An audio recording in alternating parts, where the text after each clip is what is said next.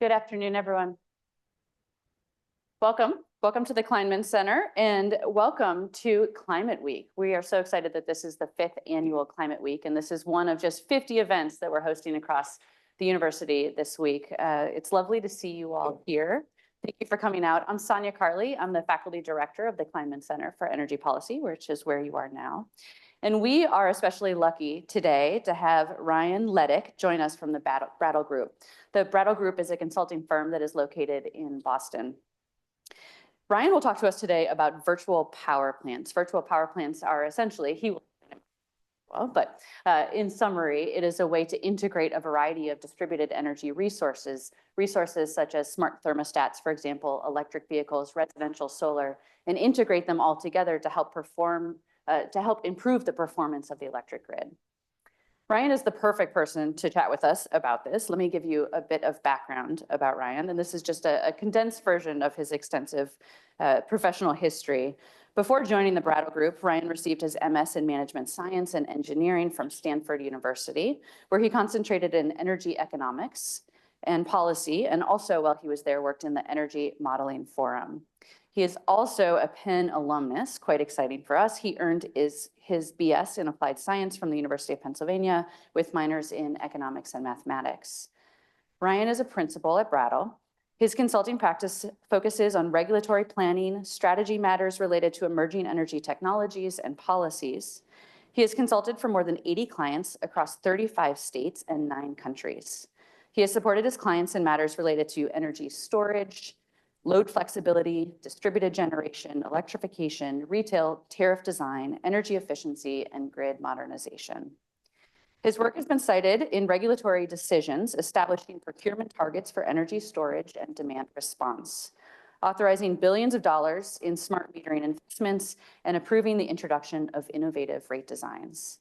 He is a recognized voice in debates on how to price electricity for customers with distributed generation. He co-authored Saudi Arabia's first demand-side management plan and the Federal Energy Regulatory Commission's landmark study, a national assessment of demand response potential. Ryan will speak for about 45 minutes, roughly, followed by a short Q&A with me, and then we'll open the floor to all of you for additional questions. Ryan, I'll go ahead and turn the floor over to you. Thank you.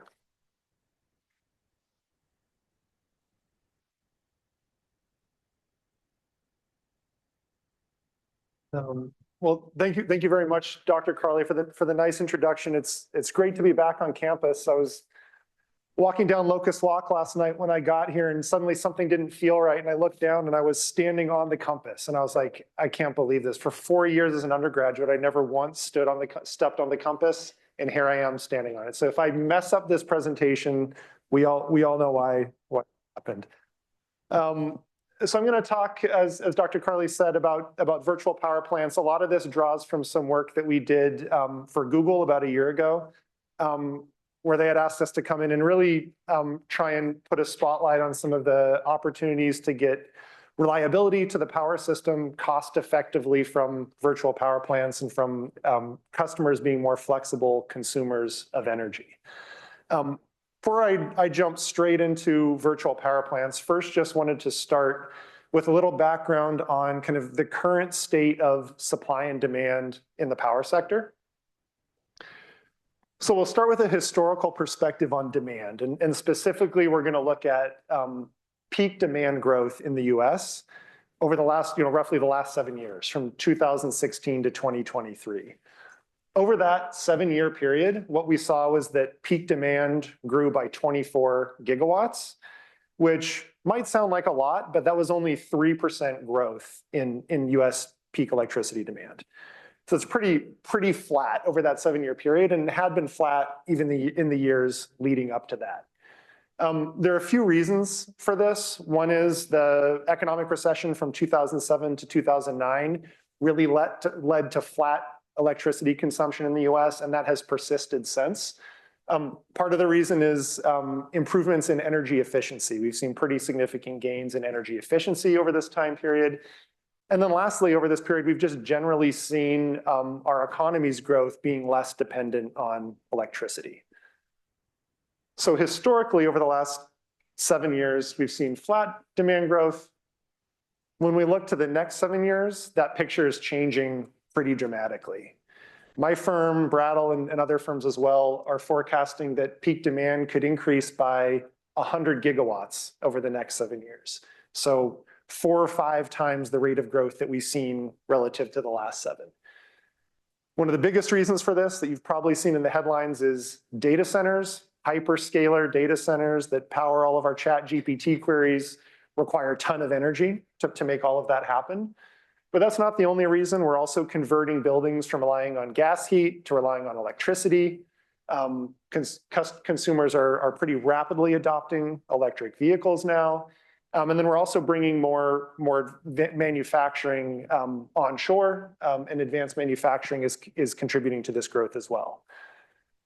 So peak demand, what really drives our need for new infrastructure, energy infrastructure in the US, is going to grow pretty significantly over the next 7 years. Now let's look at the supply side of the equation. And by supply, what I'm looking at here specifically is investment in capacity that's needed for resource adequacy, the capacity that you need to have available during that hottest summer day so that you can keep the lights on. Even though demand only grew by 24 gigawatts over the last 7 years, we actually invested in 83 gigawatts of capacity to serve that peak demand. Why the difference? One big difference is coal plant retirements. Coal plant retirements largely haven't been able to compete with gas. Coal plants largely haven't been able to compete with gas units recently economically. And so we've needed capacity to replace retiring coal facilities. We've also been adding a lot of renewables, wind and solar, which are a great source of clean energy, but don't provide that same reliable contribution during hours of peak demand that we might get from other resources. So we need to add other resources to basically firm up renewables that are being added to the system. And then lastly, we are dealing with increasingly volatile weather. And so system planners are wanting to be cautious and recognize that we need to have more capacity available to deal with more extreme conditions on the power system. So all of that added up to about $90 billion of investment in generation capacity over the last 7 years. As we look ahead, that number increases significantly. Looking at the next 7 years, to serve the 100 gigawatts of demand growth plus additional retirements that we're anticipating on the system, we're estimating just very roughly that would require between $250 and $350 billion in investment in new generating capacity alone. The challenge is that, especially in the near term, this is looking pretty infeasible as demand that can be met just through traditional generation resources. There are a few reasons for that. One is equipment shortages. Some of the supply chain constraints that developed around the time of the pandemic still haven't been resolved. And so there's basically a global race to try and lock up the type of equipment that we need to keep the power grid running and growing.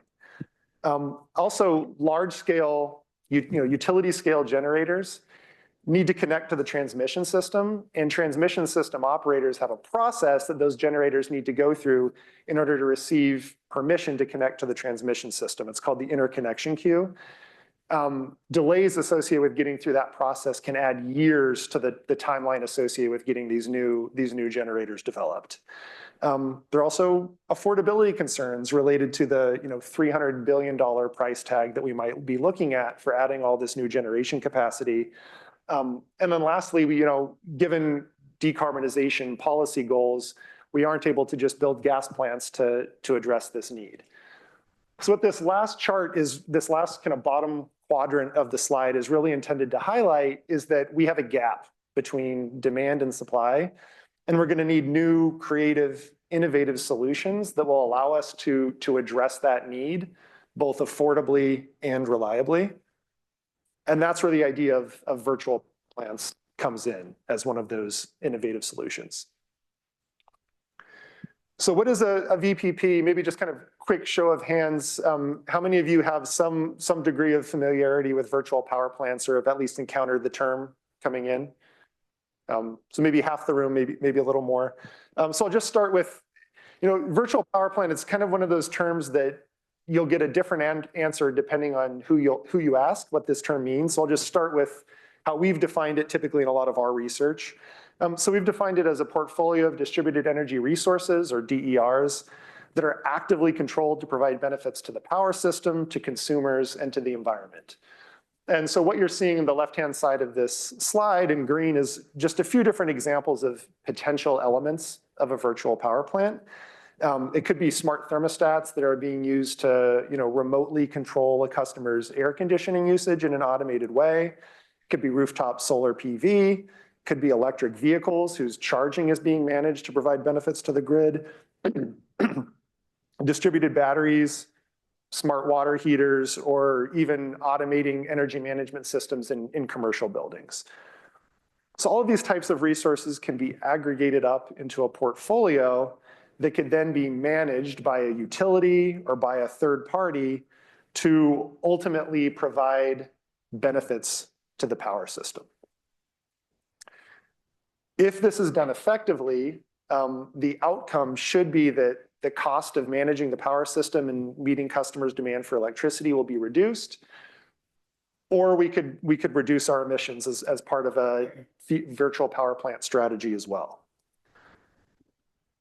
If all of that's done well, the cost savings associated with virtual power plants ideally would be shared between the participants in these programs, the businesses that are out there making this happen, and then also hopefully non-participants as well, the rest of the customers who are benefiting from a lower overall cost of running the power system. So that's just generally a high-level overview of how this works. The term virtual power plant is a relatively new term. This actually, to varying degrees, is something that we've been doing in the US for decades. It started out as demand response, where during emergency conditions on the power grid, we would occasionally reduce customers' demand to provide capacity to the system. That then became demand flexibility, where when we had a need to integrate intermittent renewable generation into the power system, we started managing demand more flexibly on kind of an around-the-clock 24/7 basis. And then really what has brought the term virtual power plants into our lexicon is the idea that now customers are actually not just consumers of electricity, but increasingly generating their own electricity and exporting it back to the power grid as well. So really, consumers have the ability to participate as their own virtual power plant in all of this too. So just to make this more tangible, just wanted to start with kind of a description of one of my favorite examples of a virtual power plant program that's out there today. It's a program that's being offered by Green Mountain Power in Vermont, and it uses batteries that are located behind the meter of individual residential households. So the way this program works is a customer who's participating in the program would lease a battery, in this case a Tesla Powerwall, from the utility at a discounted price. And I think that the terms are that the customer pays $50 or $55 a month for a 10-year period in order to have this battery installed on site.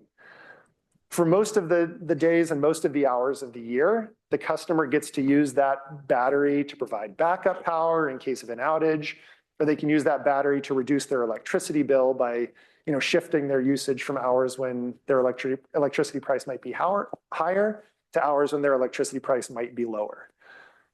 But during a limited number of days and limited number of hours per year, in return for the utility providing that discounted battery to the customer, the utility gets to manage the battery to provide services back to the power system that reduce the cost of serving their customers more broadly. It's been a popular program. There are about 1% of all residential Green Mountain Power customers enrolled in this program today. The state energy regulator had initially capped enrollment in this program because they first just kind of wanted to see how it worked and see how the economics penciled out, and have recently concluded that the program is successful, is delivering benefits to all customers, And so they've removed that cap, and Green Mountain Power is targeting getting somewhere between 4% and 8% of their residential customers enrolled in the program in just the next few years.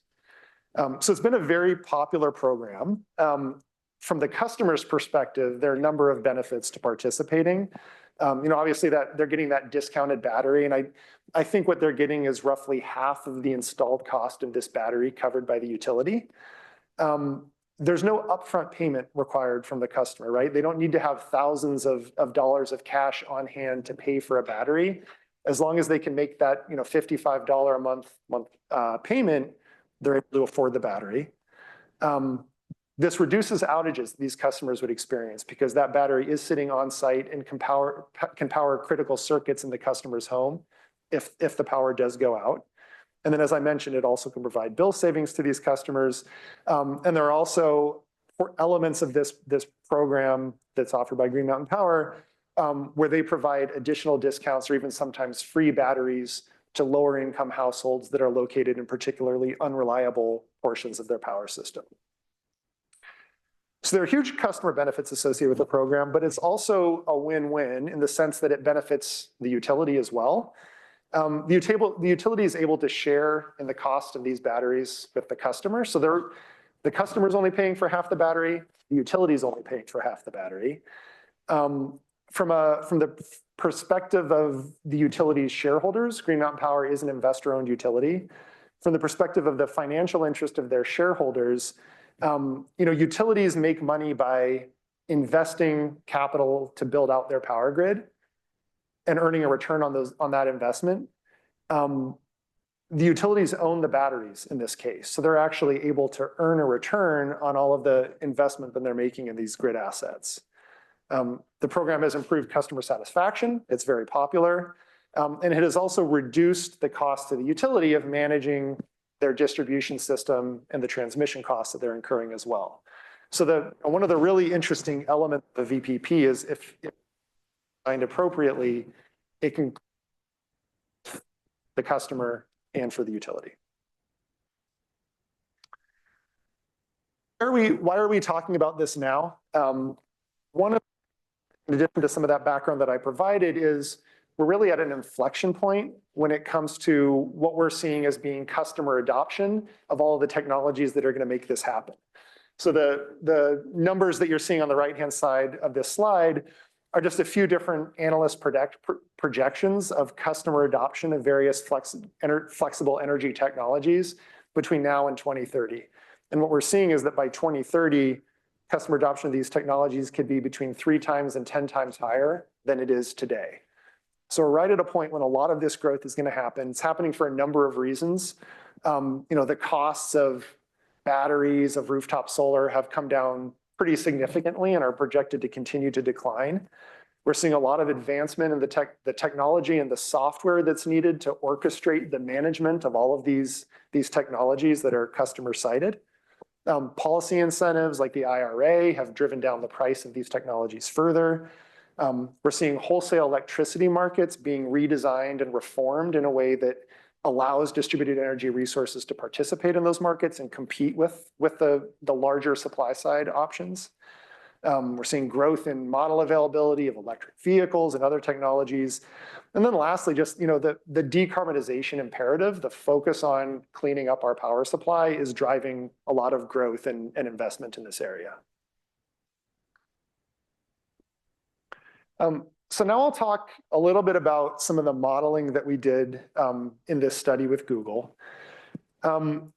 We set up a hypothetical utility. It was intended to be representative of a potential utility system in the United States.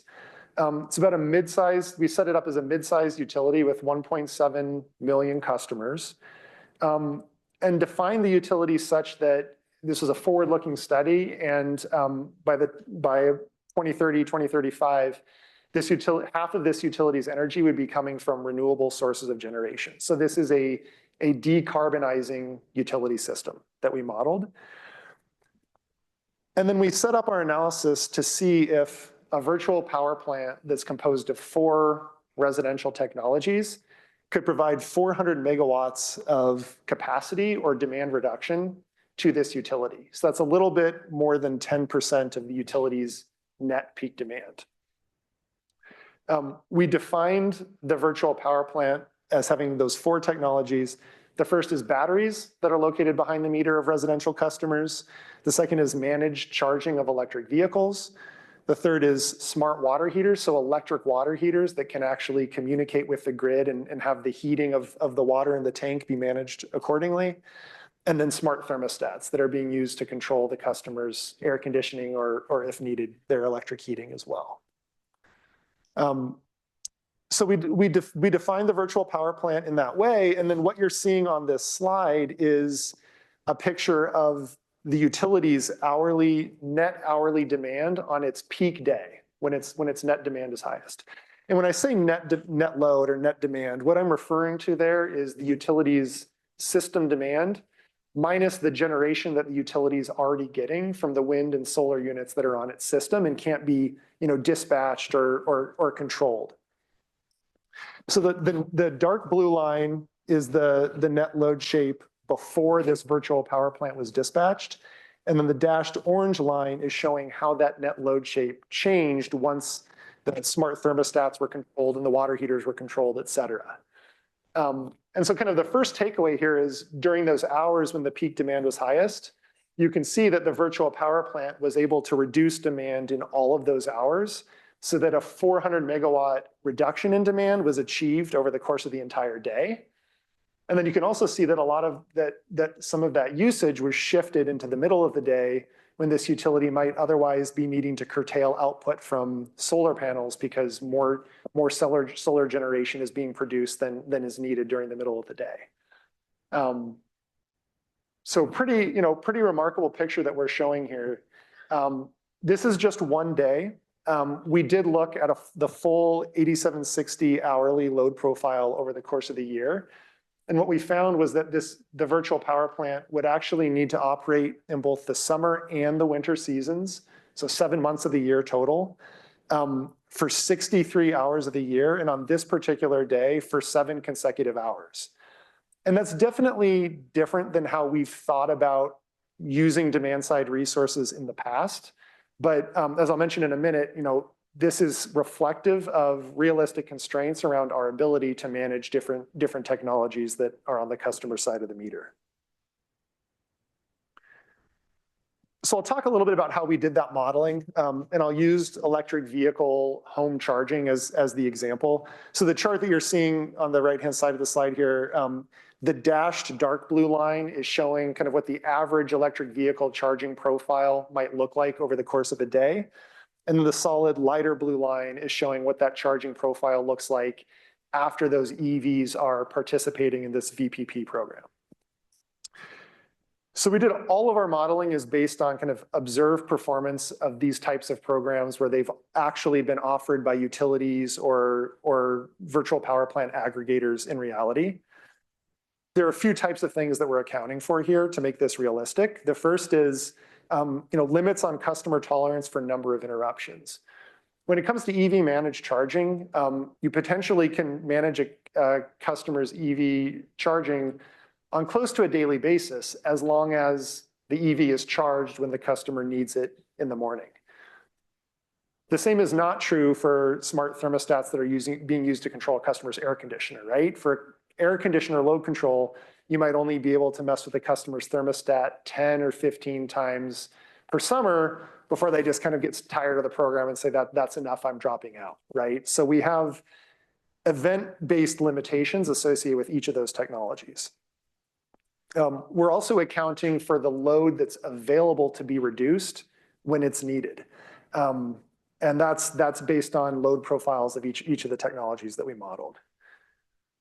Third, we are accounting for a realistic ability to actually reduce load during those hours when it's needed. You can see that the lighter blue line does not drop all the way to 0 in the VPP case. And that's because typically to get customers to enroll in these types of programs, you do need to give them the ability to opt out of a given event, right? If a customer knows they're going to need to have that EV fully charged at 3 a.m. because they're rushing to the airport, they need to have the ability to opt out of an EV managed charging event. If you're gonna be having a party in the evening, you might not want your air conditioner setting being turned up, so you might want to opt out of that event. So that's typically a characteristic of these programs, and that is factored into our assumed demand reductions. We also account for pre and post-event load building, particularly when it comes to EVs. This doesn't mean that we're just preventing customers from being able to charge their EVs. It means that we're shifting that charging to different hours of the day, so that load is reappearing at other times. And then lastly, while this study was primarily focused on getting capacity or resource adequacy from the virtual power plants, we also did, in our dispatch simulations, take into account other value that the resources could be providing, like energy or reductions in emissions as well. So this is all just to give you a general sense that there are some real world constraints that need to be taken into account when we think about how we use virtual power plants, and we've done our best to reflect those in the modeling. So now I'll talk a little, so that answers kind of the first question that we set out to answer with this analysis, which is, can a virtual power plant provide the same type of reliability that you can get from conventional resources? The second question was, what are the economics of doing that? Can a virtual power plant compete economically with conventional resource types? So to answer that question, we modeled the net cost of providing 400 megawatts of capacity or resource adequacy from a gas unit, a utility scale battery, and then that same virtual power plant. And so what you're seeing in this first chart is that in the dark blue bar on the left is the cost of building and running a gas power plant. In our analysis, it cost about $70 million a year to build and run the gas peaker at a scale of 400 megawatts of capacity. But when you build that gas unit and add it to the system, you're actually getting some energy benefit from that gas peaker, right? Having a new efficient gas unit on the system means that you can avoid needing to run older, less efficient units that otherwise would have been running, and there are energy cost savings associated with that. So the green bar is showing you the energy savings associated with adding this new gas unit to the system, and what you're left with is the net cost of getting that 400 megawatts of capacity added to the system. It's referred to as net cone or net cost of new entry in kind of power system terminology.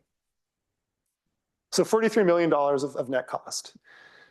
We did the same analysis with a utility scale battery. For the system that we were modeling, I think partly because this is a decarbonizing system that was renewables intensive, we estimated that the net cost of getting that benefit from the battery would be $29 million. So the upfront cost of building the battery was similar to the gas peaker, but by cycling the battery on a daily basis, charging the battery when prices were low, discharging the battery when prices were high, we saw a greater energy and ancillary services benefit coming from the battery. So still not free, but definitely cheaper than the gas peaker. Then we come to the virtual power plant, and here the picture looks pretty different. The first thing to highlight is that dark blue bar, the cost bar for the virtual power plant, is lower than we saw for the gas peaker or the utility scale battery. And part of the reason for that is the perspective we've taken here on costs is the perspective of the utility and how much the utility need to spend on each of these three resources. With virtual power plants, customers are already going out and buying these technologies for reasons that have nothing to do with participating in a virtual power plant, right? Customers will buy smart thermostats because they look cool on their wall, you can control them from their phone, and then being able to enroll that smart thermostat in a virtual power plant and earn some money as a result is one more feature that you can unlock from this technology. So there are still costs to the utility associated with setting up a virtual power plant program, administering the program, installing the software that's needed to control these devices. And then ultimately, the biggest cost driver is the cost that's being paid to customers to incentivize them to participate in these programs. And that is a cost that is, the utilities ratepayer money that's being spent on these programs. But what's unique about virtual power plants is that's money that is being paid to customers to participate in the energy transition, which is a pretty powerful concept. So that's the story on costs. You can also see that there are a lot more colors in the benefits bar. And the reason for that is virtual power plants are located closer to the customer.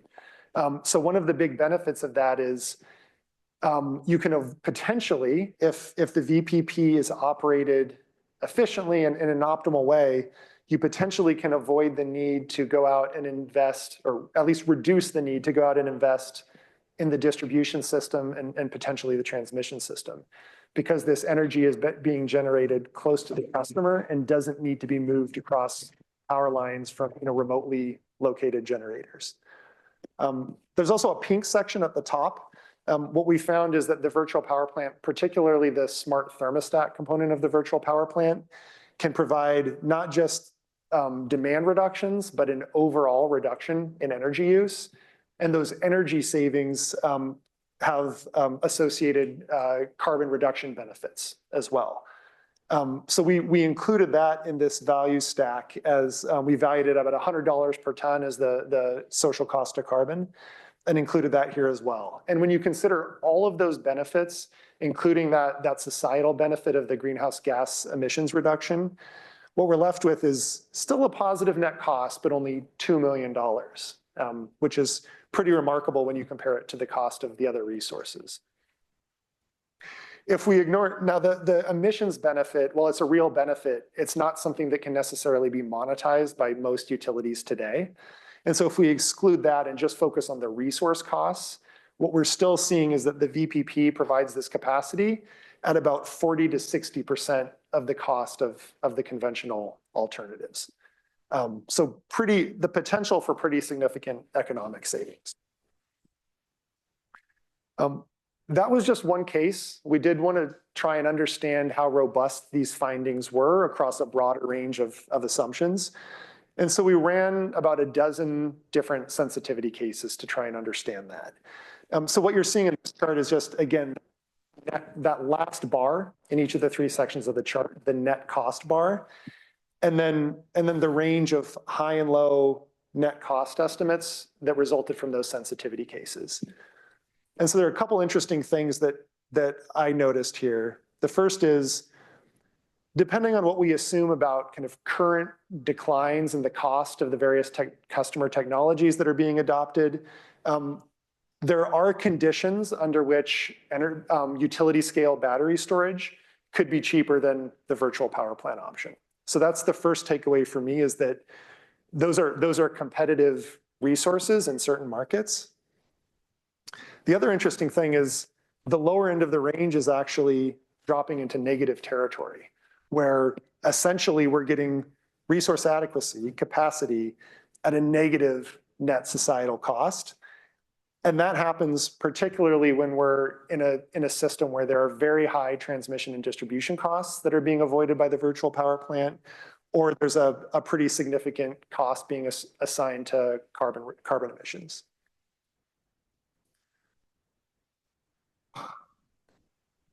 So those are the benefits that we quantified in our study. Also want to take just a few minutes to talk a little bit about some of the other qualitative benefits, which they're hard to quantify, but I think particularly given the supply and demand situation that I was showing on the first slide, are pretty relevant considerations today. So the first is just the amount of time that it takes to develop resources. I talked a little bit about the interconnection queue. It can take 4+ years to get a large scale generator connected to the transmission system. And that is, that's pretty significant when we think about needing to meet 100 gigawatts of new demand over the next 7 years. Virtual power plants don't face those same interconnection requirements. They can essentially be built as quickly as customers enroll in these programs. Now, there's still some work that needs to go into setting up the program and making sure the software is in place to make all of this happen. But that can happen much more quickly than when you don't have to go through an interconnection process. There's also the idea of option value. So, once you've made that commitment to build a power plant, that's a 20, 30, 40-year commitment that you've made. Once you've done that, you're really hoping that Brattle's forecast of 100 gigawatts of new demand is going to materialize, because if it doesn't, you could be stuck with excess capacity for a decade or more. With virtual power plants, you have the flexibility to build these resources, add customers to the portfolio as demand grows. And if demand doesn't grow, there's even the potential to scale back some of the incentives that are being offered in these programs so that they can be right-sized according to system growth. And then lastly, there's also a resilience benefit. There are potentially benefits associated with having a highly distributed, diverse mix of resources that we're relying on. I actually participated in a IEA, International Energy Agency workshop in Paris about a month ago, where my panel was focused on the potential role of virtual power plants in improving energy security in the Ukrainian power system. And hearing some of those stories there are remarkable, but one of the things that's really interesting is to get the reliability that customers need in Ukraine. Currently, a lot of customers are adopting behind-the-meter generators and behind-the-meter batteries just to keep the lights on in the winter. And so thinking about the benefits of having that on-site generation and the reliability benefits that you can get in those situations is pretty remarkable. I also included a picture that I think is just kind of funny. It's a picture that a friend of mine took when he was in South Africa recently.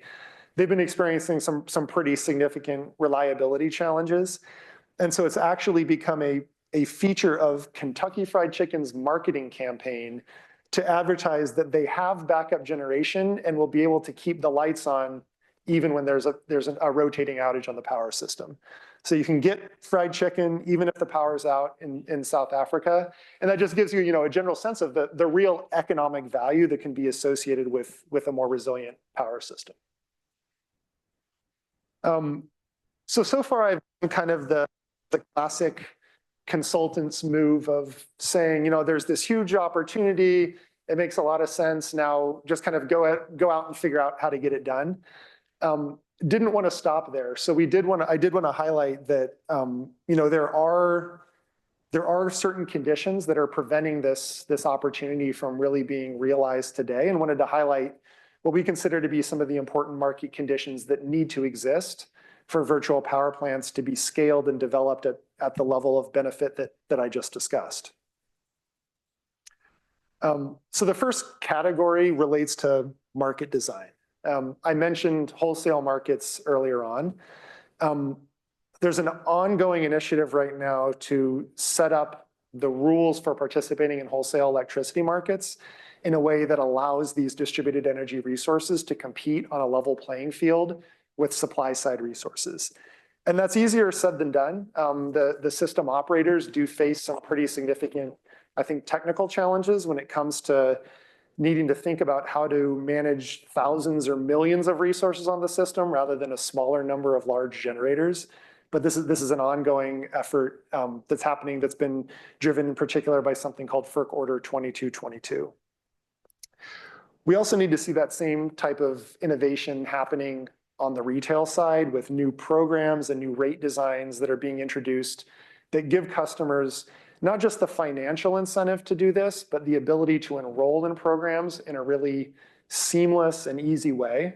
I heard a statistic recently that in most utility or aggregate, third-party aggregator demand response programs, about half of customers who start the process of enrolling the program don't finish it, because there are just too many different forms that need to be filled out, too many different hoops that need to be jumped through in order to make this happen.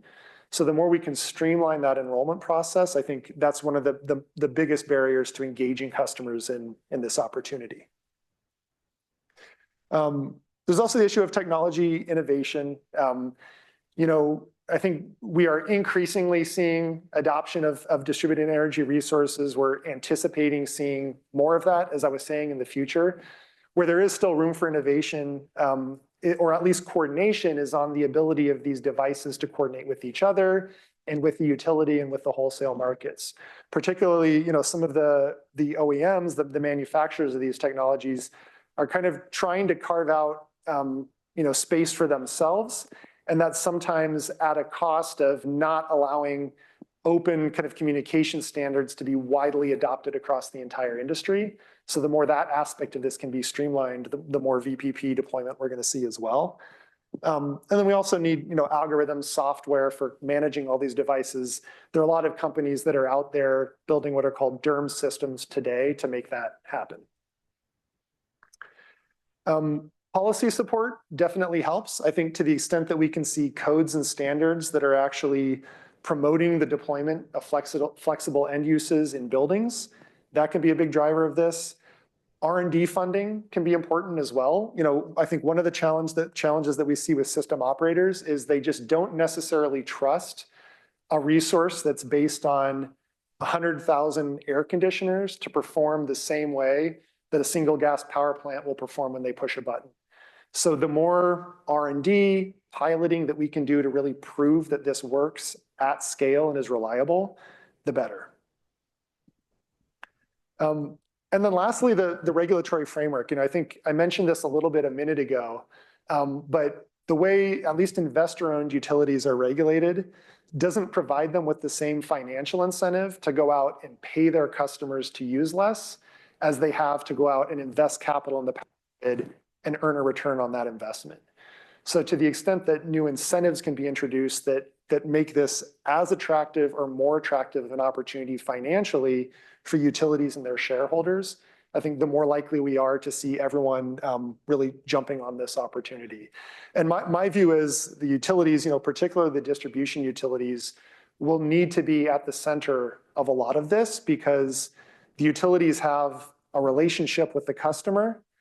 They know the investments that need to be made in the distribution system in order to keep the lights on. And then they're also either owning or building or paying for a lot of the generation capacity that I was describing earlier in this talk. So at the center of it all, and really I think that coordination is going to be an important aspect of this.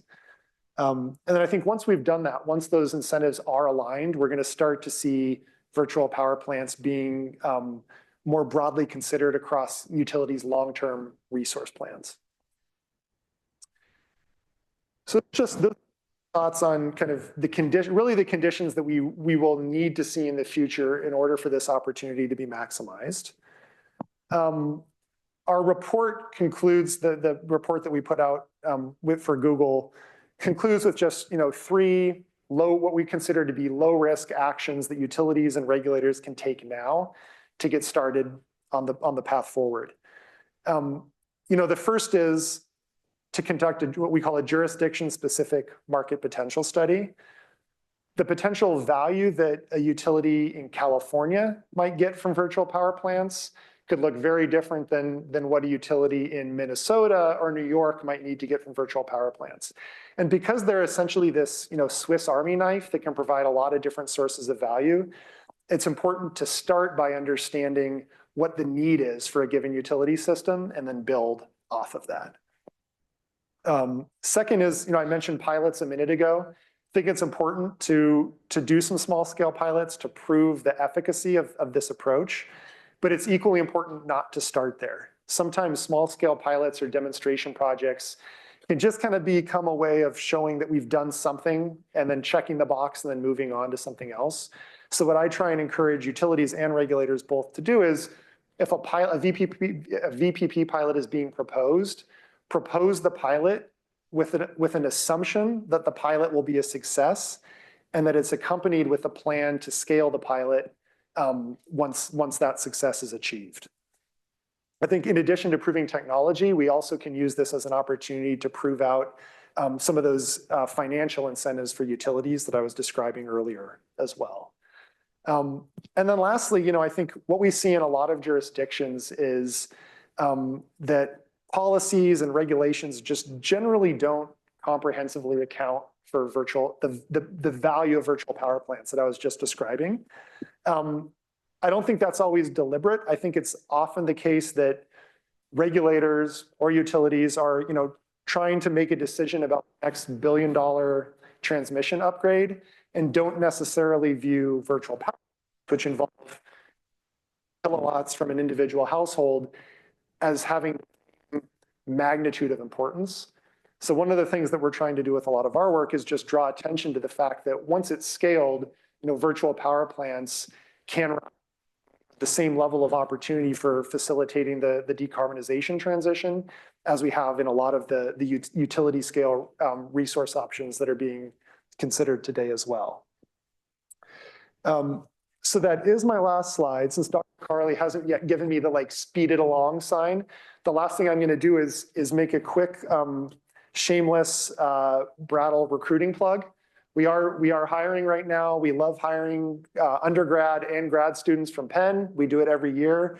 If you have an interest in energy economics, regulation, we would love to have you apply. Go to our website. We've got the recruiting link up there. And yeah, before I just start droning on, I'll stop there and open it up to questions.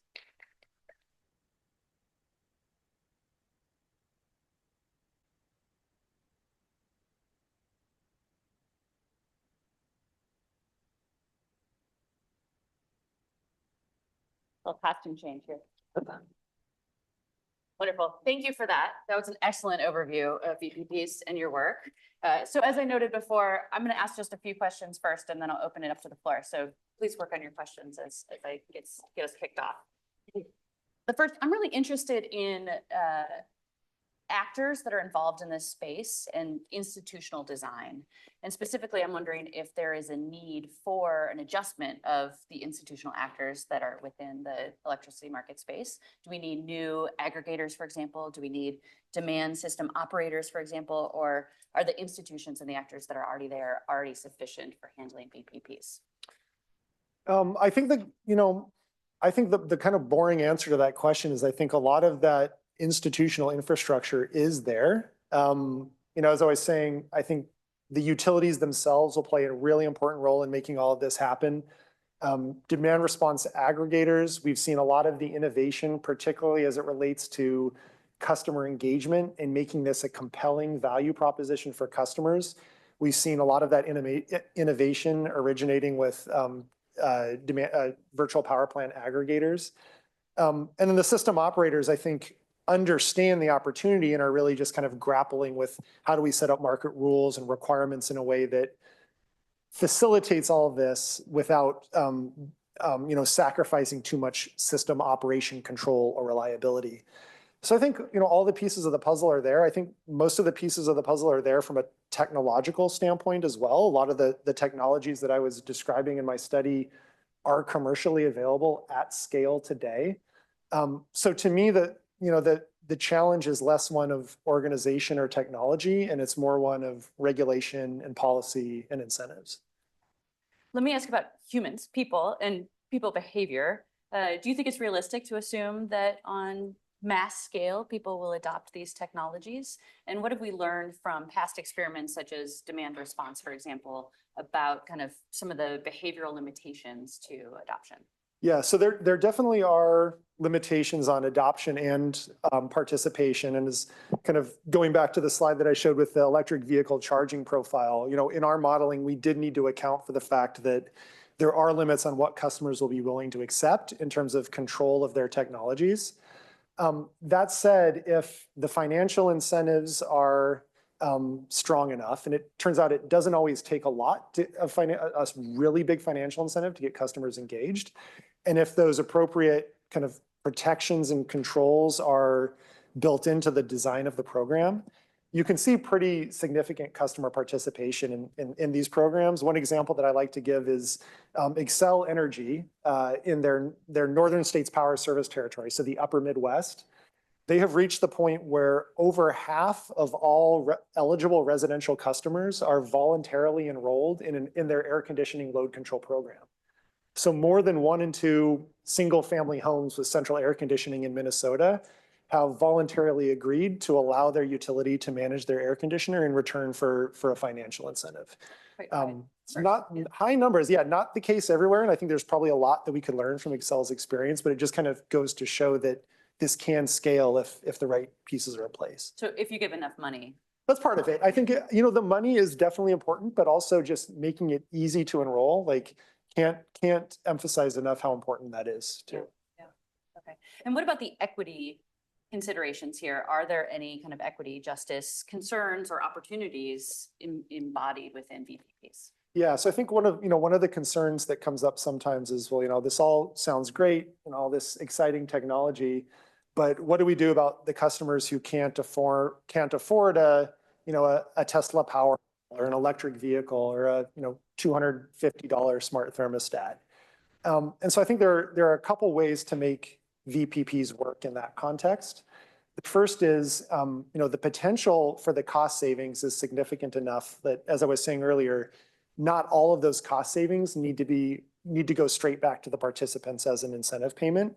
There's enough that as long as as long as a participation payment can be significant enough to draw customers to the program, there could be money left over that reduces rates for all customers, regardless of whether they're participating or not. So that's kind of the first consideration. The second is there are also ways to draw customers into this program without the fancy technologies I was just talking about. Some utilities offer what is called a peak time rebate, where they will tell customers, tomorrow is a critical grid event day. If you can reduce, we'll estimate what your consumption would have been on a normal day. Any energy reduction that you can give us between the hours of 4 and 8 a.m., we'll pay you $1 for every kilowatt hour of demand reduction you can provide during those hours. That doesn't require any technology. It could be a purely behavioral response from customers, but there's an opportunity for every customer to earn, financial savings in those conditions. And the really interesting thing about that type of program is there's no downside to customers, right? If they don't reduce, they just keep paying for electricity at the standard rate that they were otherwise paying. And because there's no downside, that's a program that you can offer broadly to most or all of the customers in your service territory. Can we nerd out for a minute? I mean, I know we've kind of all been nerding out for the last hour, but extra leaning in. I'm really interested, and I know you do a lot of work on rate design. I'm really interested whether there are certain types of rate design are better tailored to facilitating wider adoption of VPP. Yes. So generally, time varying rates are the tool that some people are really leaning into as the option that will make this happen. So electric retail rates that charge more when the cost of providing power is more expensive, charge less when power is cheap. And that idea, it's sometimes referred to as like prices to devices. It is an approach that economists tend to get very excited about. I think there's some promise there, but there are also, I think, just behavioral considerations and limitations on the extent to which customers necessarily want to be monitoring an hourly or sub-hourly electricity rate and deciding how to respond, right? So the other approach is, don't rely on rate design, instead rely on very simple customer incentives that are offered in return for enrolling devices. People typically assume that those are mutually exclusive options, that you can only do one or the other. My personal view is we should be doing both. And the approach that I tend to favor is give customers a simple time of use rate where there's maybe a higher price period in the afternoon and then a lower price period the rest of the days. Again, to give everyone that incentive and opportunity to save money by shifting their energy usage. And then on top of that, pay customers more for the kind of the premium services that you get from being able to actually access and manage the technologies that are in their home. Thank you. I'll go ahead and open the floor now. We have microphones. We'll come around. We'll start right back there. So if you don't mind just waiting until the microphone reaches you. Hello, thank you so much for your talk. You spoke a little bit about regulatory frameworks, and I was curious if you thought about the role specifically of public utility commissions in the deployment of VPPs. Yes, definitely. And I mean, I think the role could be kind of the carrot or the stick, right? On one hand, if utility stakeholders or the regulator have determined that there is some low-hanging fruit with VPPs that just isn't being given full consideration in, say, utilities resource plan, it is the responsibility of the regulator to make sure that cost-effective resource is being given consideration and say, like, we want to see the next iteration of the resource plan really sort of digging deep into this issue. And if it's not an opportunity, then explain why, or demonstrate how this will be more fully incorporated into your planning. That's kind of the stick, right? The carrot is to introduce the financial incentives that will make investor-owned utilities want to do this, as I was describing earlier. And there are different ways to do that. You know, one could be to establish some type of performance incentive mechanism where the utility is told, you know, if you can reach X% demand reduction over some number of years, then you'll get an earnings incentive, a boost in your earnings that's associated with achieving that goal. Or, you know, if typically utilities can only earn a return on capital expenditures, maybe allow, because VPPs are more operational expenditures, allow them to earn a return on those operational expenditures so that there's some skin in the game. So regulators have roles, I think, on either side of that. Come up here. Oh, right here. Thank you. Hi, my name is Ilian. I'm at Wharton. I have a question. How do VPP operators make money? Is it usually through tolling agreements or taking advantage of negative electricity prices at peak times of demand?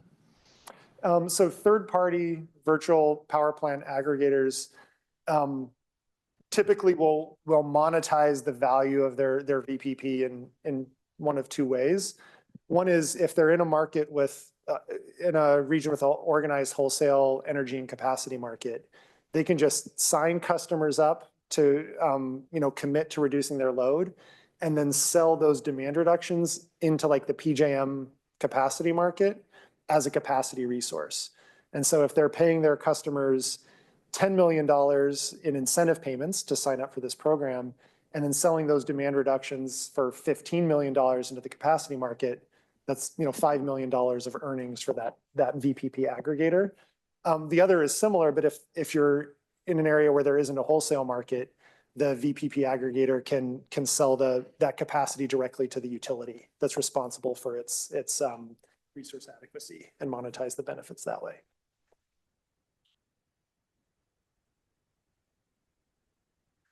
Your comments about small-scale pilot studies were very interesting. Could you say that pilot studies include, assuming that it would be successful, and include a plan for a larger scale-up? Could you talk more about that, or maybe give an example? There aren't good examples, which is at least that I'm aware of, which is partly why I'm making that point. I mean, there are definitely examples of programs that have started as a pilot and then scaled. And actually the Green Mountain Power program that I mentioned earlier in my presentation, it did start as a pilot. And then it was kind of, you know, it was a larger scale offering, but with an enrollment cap to make sure that it was working. And then it has now become a larger scale program without an enrollment cap. So I think that's a good example of a program where the utility really was committed to scaling it from the beginning, assuming that it penciled out economically and worked well for customers. For every Green Mountain Power program, there are probably 10 examples of pilots that were basically just done as a box checking exercise. And so that's where I think it's really important to make approval of a pilot being contingent on seeing those plans for growth.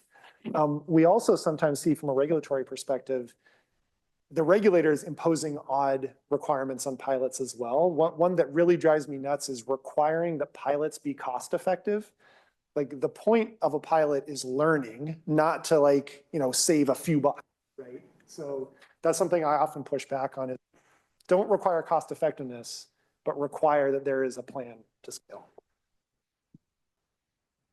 Yes, you must need a gigantic supercomputer and very advanced computer software to be able to manage this. And I was thinking of in particular, when you showed the funny slide of the load shedding, not sharing. You could be extremely selective in how you shed. You can turn off all the fraternity houses on Saturday night, for example, and save a lot of money. Don't you have to worry about that? Thinking of the control aspect, not to mention the mischief you implied earlier, so that people can mess with it and sort of make everybody. But that idea that this gigantic, it's like the internet. Think about that. It's equivalent to the internet. If everybody's house and every gadget in the house is going to be somehow monitored with energy in mind as opposed to information, but the the complexity of that is mind-boggling. Yeah, it is complex. This is something that to varying degrees we have already been doing for decades, right? Like I kind of keep coming back to residential air conditioning load control as an example because it's easy to relate to. That's been happening at, gigawatt scale in the US for decades, and there are simple ways to do that. Like before smart thermostats, the technology that enabled that was just a switch on the compressor of the air conditioner unit. And when the utility would press the button to send like the radio signal or the pager signal out to that switch, it would just turn the air conditioner, the compressor on for 15 minutes and then off for 15 minutes, on for 15 minutes, off for 15 minutes.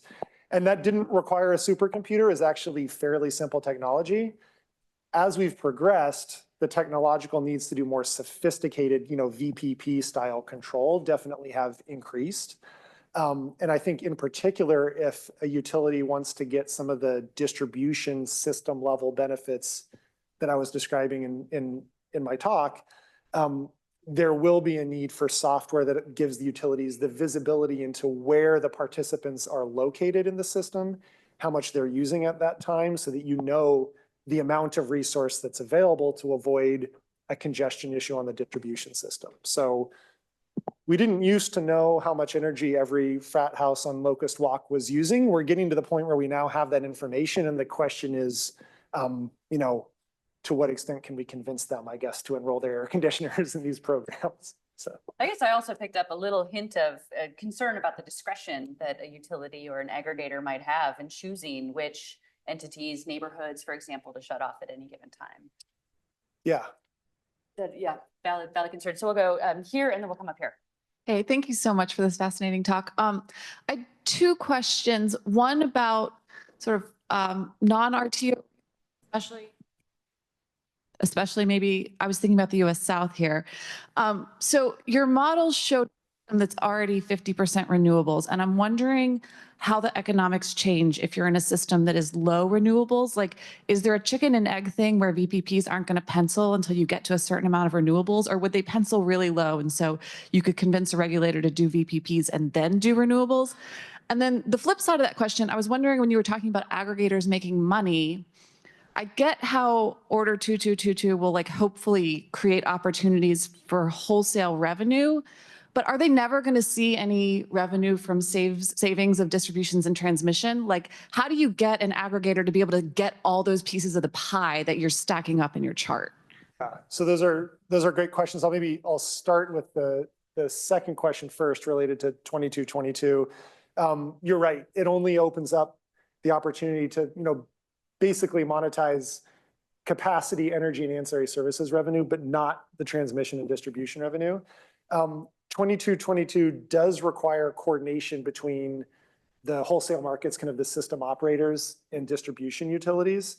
The order is more oriented toward making sure they're not in conflict, and kind of gives the distribution utility the opportunity to make sure that the wholesale market isn't going to create problems on the distribution system. But I also think there are opportunities for that to actually become a benefit in making sure that that's coordinated in a way that allows the aggregators to kind of monetize the full value stack. One example that's been pointed out to me as being a good model of that is a program that Con Edison has in New York, where they have a VPP program, a demand response program that they run with the specific purpose of reducing costs on their distribution system. But the way that kind of the tariff conditions are written, they've been written with the idea of allowing customers to also participate in wholesale markets in mind.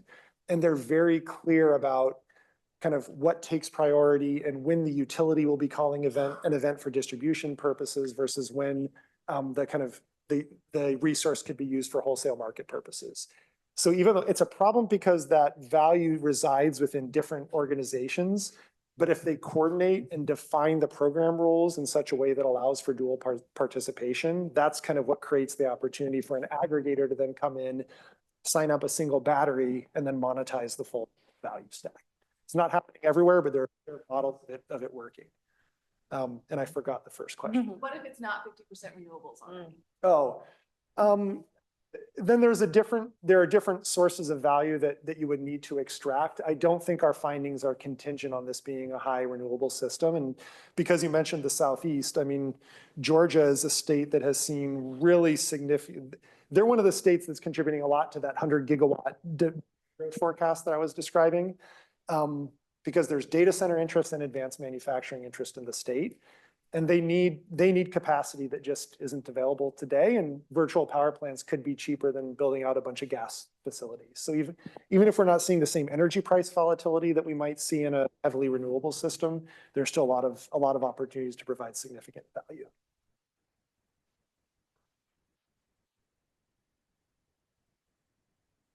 How do you troubleshoot a VPP?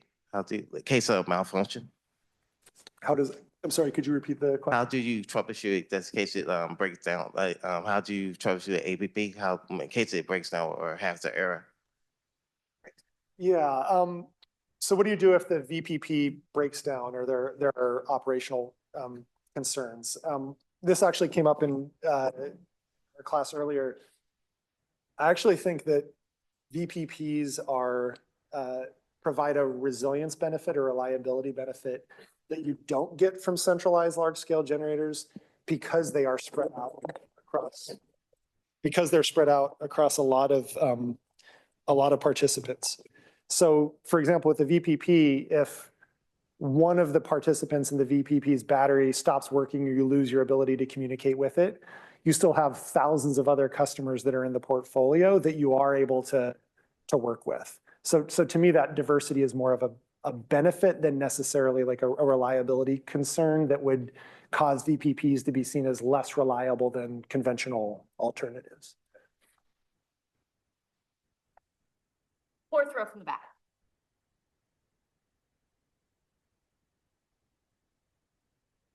Hi, thanks a lot for the talk. So I'm Andreas and I work with industrial power buyers. And because of that, I think immediately of industrial load first. So my question is whether there's a much bigger prize in demand response from industrial and commercial clients versus residential. I see you focused on residential, and maybe the residential side just hasn't come nearly as far as industrial and commercial demand response. But I'm wondering if the bigger prize out there is more doing it more demand response among the much bigger loads, or getting something done in a piece of the power supply mix that just a power demand mix that hasn't really done much, namely residential. Yeah, great question. Before hyperscalers, my answer would have been kind of residential customers, the mass market are the big untapped opportunity. And I think they still are. It's harder to scale a program when you need to go out and knock on thousands of doors to sign customers up than if you need to sign up one large industrial facility. So I think that's why historically we've seen the majority of demand response capability in the US coming from larger commercial and industrial customers. But because of advancements in technology and adoption of these, kind of the residential technologies, that is starting to change. The huge opportunity on kind of the commercial and industrial side of things, I think, will be data centers, and not necessarily flexing the load of the data centers. There's, as I understand it, some potential there. But I think the big opportunity is every hyperscaler data center is installing backup generation capacity that is at least as big as the demand for that data center, because it just makes economic sense. They can't afford to shut down if there is an outage on the power system. That is going to be 50, in the next several years, if we're able to get all those data centers connected, 50 gigawatts of capacity sitting idle, being used only in rare, like, emergency conditions. The challenge with tapping into that capacity is today, when data centers have installed backup capacity, it's been diesel generators. And Google, with its clean energy goals, doesn't want to run dirty diesel generators very often. They want to do that as little as possible. And there are also just air quality permitting constraints related to how often you could even run a diesel generator if you wanted to. So I think the key is to make sure that as we look forward, we're creating the incentives for data centers to install clean, or at least gas, microgrid backup generation that could be run more frequently to provide those services. And I think from the data center's perspective, the economic opportunity associated with providing grid services from backup generation might be interesting. What will be really motivating to them is if allowing the utility or the system operator to have access to that backup generation means that they could connect their data center 2, 3, 4 years faster because they've created headroom on the power system. That is what I think could drive potentially massive growth in data center virtual power plant activity.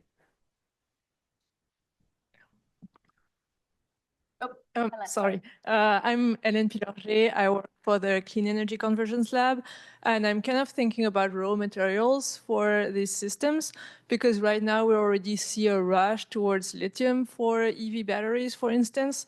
So do you think virtual power plant would require an increase in raw material or a decrease in raw materials, and how would that change, for instance, the cost of the overall system? Thank you. Yeah, I mean, I think to the extent that the virtual power plant or a portion of the is based on batteries, whether it's a standalone battery or an electric vehicle, I think those lithium supply chain constraints would definitely be a factor. I guess the nice thing about virtual power plants is if that's a constraint, then there are still other elements of the virtual power plant that you could build a program around, right? Whether it's smart thermostats or gas or RNG backup for data centers or something else. You have that diversity again doesn't limit you if there is a disruption in lithium supply. In the interest of time, I'm going to take a few questions back to back, and then you can choose how you want to answer them. Okay, perfect. So we'll do these two back, and then I'll take one more if somebody wants to be a third. Up here. Okay, so those are our three. Sorry to everybody else, but I know Ryan will be generous and stick around and answer additional questions afterward. So thanks a lot, Ryan, and your team for these findings. I'm Siddharth. I work for the Global Energy Innovation Team at the Bezos Earth Fund. So given the compelling economics of VPPs, I was just wondering, how do you envision the interplay between VPPs, modernization of grids, and the evolving market structure as we continuously, as there'll be a increased penetration of VPPs in the future? We'll go over here, and then we'll come right here. Okay, I want to ask about when you talk about the Order 2022, I understand it's a significant driver for the VPP participation, but I was thinking that when implement such regulation, it might face some pushback from some established player in energy market, which might see the VPP as a threat to their traditional business model. So could you share any insights or experience in this kind of challenges?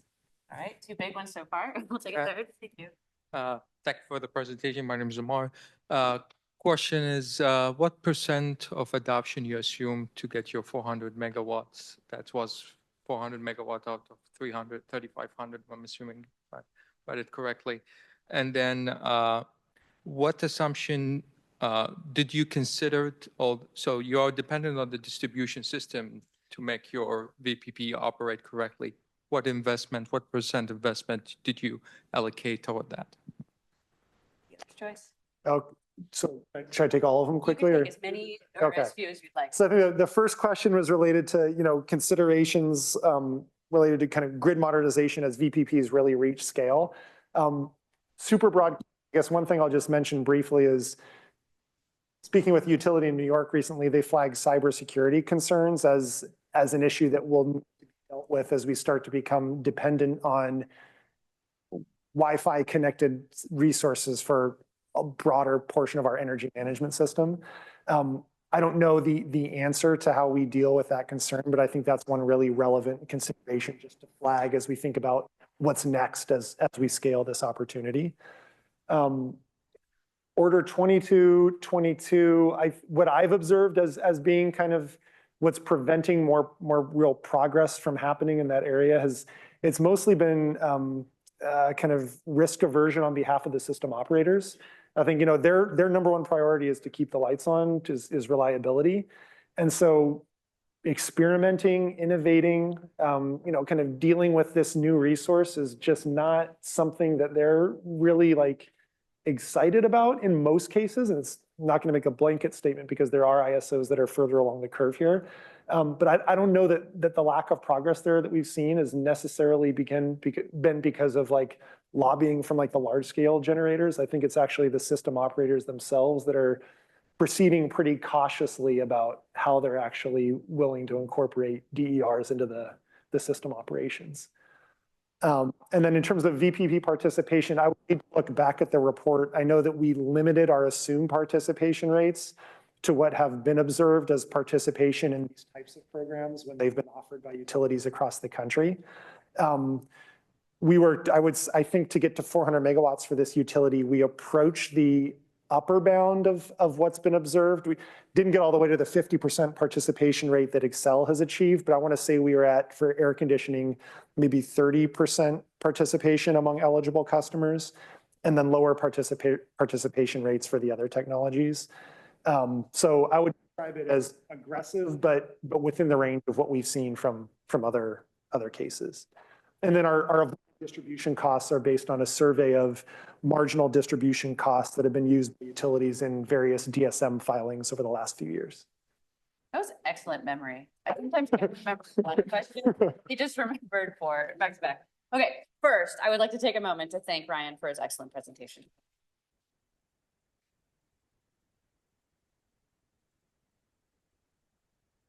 Second, I have just a few quick announcements for us.